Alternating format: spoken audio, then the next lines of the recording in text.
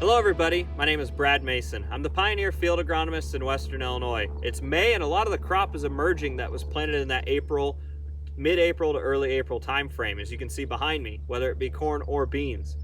One of the things though is that this crop's not out of the woods yet. We actually have a freeze or frost warning in the forecast coming up where we're going to see temperatures below 32 degrees. So what are the things I'm going to look for to help decide where I'm going to go look to see if we may be affected by this frost or have a killing frost? Is I start with tillage. Tillage is typically the first thing I look at because conventional tillage versus no-till. What I look for is when we talk about conventional tillage, we are burying the crop residue. We're allowing that soil to heat up faster, but it also dries out. We see this every spring. The conventional tilled fields are typically warmer earlier and they dry out a little bit quicker because they're looser and they allow that moisture to get through, but they're also not as much crop residue on the surface, so more of the soil can heat up. That provides a benefit when we see these colder air temperatures, especially when we have warmer ground temperatures. Like the day before our freeze, we're supposed to have 67 degrees down here in Macomb. So that soil temperature is going to be relatively warm when that air temperature is going to be cold. So we're going to allow that heat to radiate from the soil and basically allow that plant to have a little bit of a buffer. So no-till fields may be at a little bit of a disadvantage when it comes to this, the heat absorption because of crop residue. However, it is at an advantage because of soil moisture. Typically, we see no-till cover crop fields wetter because they don't absorb that heat and don't dry out. However, when you have a wet soil, it typically absorbs more heat. So there may be a bit of a wash, as you can see behind me. The soil's pretty good on moisture, and we actually have a little bit of rain coming in this afternoon, and we had some last night. So I don't expect soil moisture to cause too much of an effect, but if you're in a drier area, make sure to check your fields for that reason. The other thing I look at is look at coarse soils. Those soils typically have lower organic matter. They typically don't warm up, or if they do warm up, they warm up quick, but they also drop quick.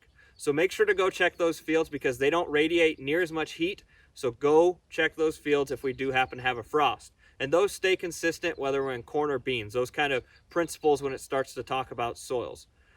When we switch our attention to corn, the good news is a lot of this corn is right around VE, where it's just poking through, to V1. This field I'm standing in for the most part is V1 to V2. So that's a great option for this frost to happen at this time, because as we start to look at V4, V5, that's when that growing point starts to come out of the ground. So we still have a growing point that's below the ground, still protected, but that doesn't mean a frost can't damage this crop. So what I'm going to look for if we do happen to have a frost is I'm going to come out here, and I tell people if you have a frost, wait a minimum of 3 days. I'd rather you wait 5 days before you go look at that field, because if you get a frost, there's not a lot you can do. You need to wait to see how that crop responds. So how am I going to see how it responds? First, you're going to see if a frost happens, you're going to see almost a dark tissue where any of those cell membranes froze and burst, basically. So you're going to see that happen, and then it's going to turn kind of a grayish brown to white, some people even say.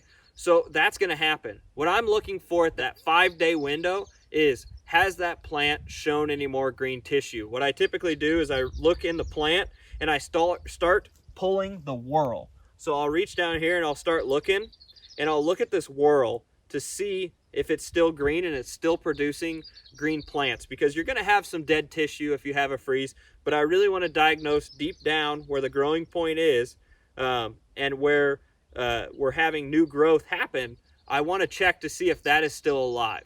The good news is with corn, you typically see 28 degrees and under for a multitude of, whether it be 3 to 4 hours would be the textbook of a killing frost. But again, if the growing point is below that soil, we have a little bit of an extra buffer. So that's something to watch. It doesn't mean you're not going to be hurt, but it does give you some added protection. When it comes to beans, there's some good news. A lot of the beans in the area are just starting to show their necks right out of the field, just barely starting to emerge. Those fields should be at an advantage because the cotyledons are still in the ground or just above the ground. So like I said, that soil radiation should help create a buffer around them to help get that plant away from those sub 32 degree temperatures. The other good news is those cotyledons, those first two, basically the halves of the beans as it splits and comes up, those are filled with a solution that help buffer and help kind of, it's kind of waxy already, but it really helps insulate that plant. And you need a 27, 28 degree temperature for 3 to 4 hours to really see a killing frost in beans. It doesn't mean, and those temperatures are pretty similar in corn, like I said, that doesn't mean you're not going to kill a plant at 29, 20, or 30 degrees. It can happen. It just depends on how long it is, what the conditions are around it. So I still suggest you go look. When it comes to beans, what I'm looking for is I'm going to wait again about 5 days, and I'm going to go look and see if any of that tissue is brown, similar to corn, see if any of it's starting to wilt and kind of die. And then I'm going to look at basically any of the buds around that plant and see if they're starting to sprout or grow if they're green. And again, the biggest thing is you need to wait, give it some time, and then go look at those fields and look to see if there's any new green tissue regenerating. That being said, it's not the end-all be-all, but we need to make sure we're going to check those fields eventually here. But don't jump the gun when it comes to a replant decision or something like that, day 1 or day 2 after a freeze. I hope everybody has a safe spring, and thanks for watching. That concludes this Pioneer Agronomy video podcast. Visit our page on pioneer.com and follow us on Twitter and Facebook for more agronomy insights.